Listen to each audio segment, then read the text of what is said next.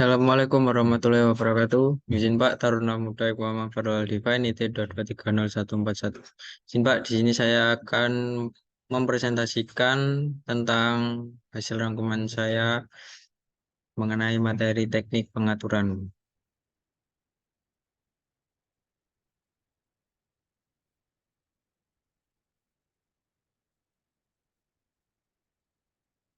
Teknik pengaturan.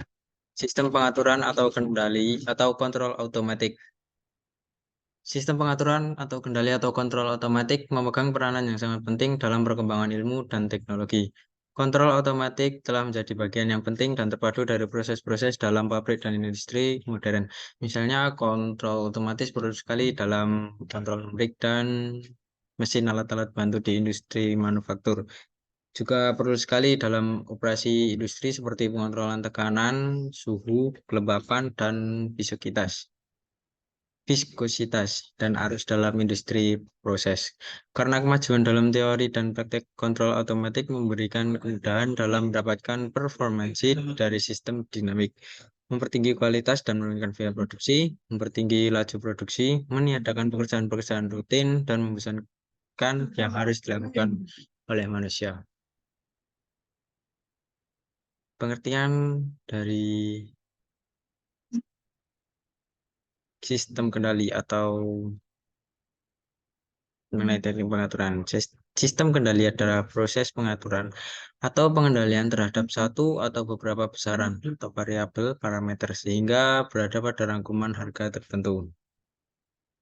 Sistem pengaturan atau kendali atau kontrol otomatik berhubungan dengan cara-cara mengontrol nilai suatu parameter dari suatu sistem fisik atau kimia secara otomatis.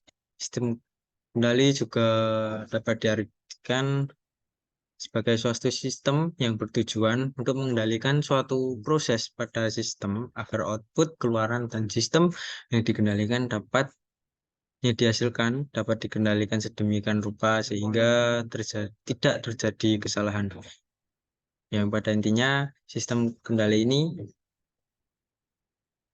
bertujuan untuk mengurangi kesalahan atau menekan angka kesalahan yang biasa atau mungkin bisa sering terjadi pada manusia.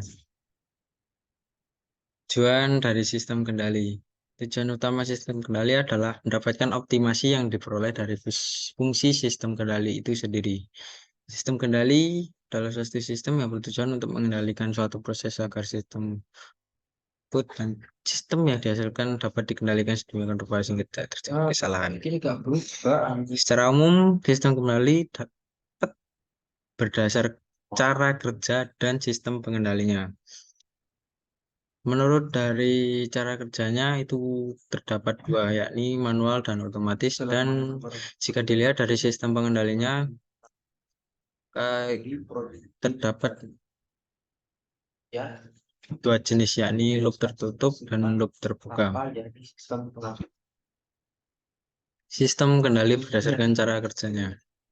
Sistem kendali berdasarkan cara kerjanya dibedakan menjadi dua, yakni sistem kendali manual dan juga sistem kendali otomatis. Sistem kendali manual ialah sistem kendali yang masih digerakkan atau masih menggunakan operator untuk mengendalikan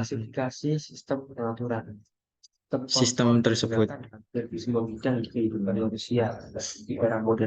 di sini terdapat beberapa keuntungan dari sistem kendali manual, yakni yang pertama ialah konstruksi sederhana dan juga murah karena tidak memakai alat-alat atau produk-produk yang cukup banyak dan cukup kompleks, sehingga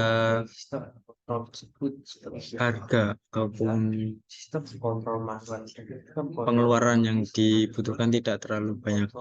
Namun terdapat juga kerugian dari sistem kendali manual ini, yakni probabilitas kesalahan yang relatif cukup besar, waktu kerja yang lambat, dan keakurasian yang rendah. Karena kan sistem kendali manual ini masih menggunakan operator bertenaga manusia, bisa dibilang juga seperti itu. Dan sistem kendali otomatis ini sendiri sekarang akan dipengaruhi. Eh, Contoh, Terdapat juga keuntungan dan juga kerugiannya. Keuntungan dari sistem kendali otomatis yakni kesalahan yang rendah, waktu kerja yang tepat, yang kedua, akurasi yang tinggi, efektif, dan efisien. Karena sistem kendali otomatis ini sudah menggunakan peran manusia terhadap sistem kontrol yang telah diprogram sistem-sistem komputer, bisa sehingga kesalahan dapat ditekan dan menjadi lebih efisien. Namun kerugian dari sistem kendali otomatis ini ialah antara lain adalah barang-barang yang dibutuhkan kompleks sehingga mengakibatkan kemahalan biaya yang diperlukan.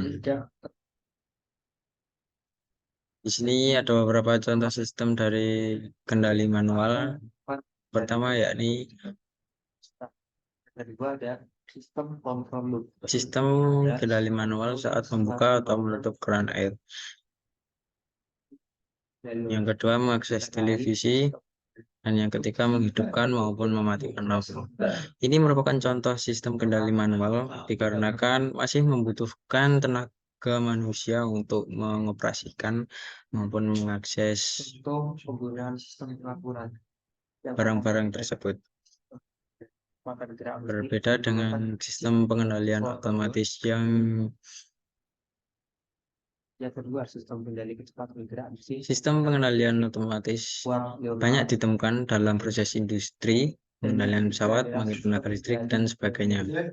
Berbeda dari sistem pengendalian manual, sistem pengendalian otomatis Penjelasan singkat saya tentang sistem ini lebih menggunakan tenaga putar sehingga hasil yang dibutuhkan lebih efektif dan efisien.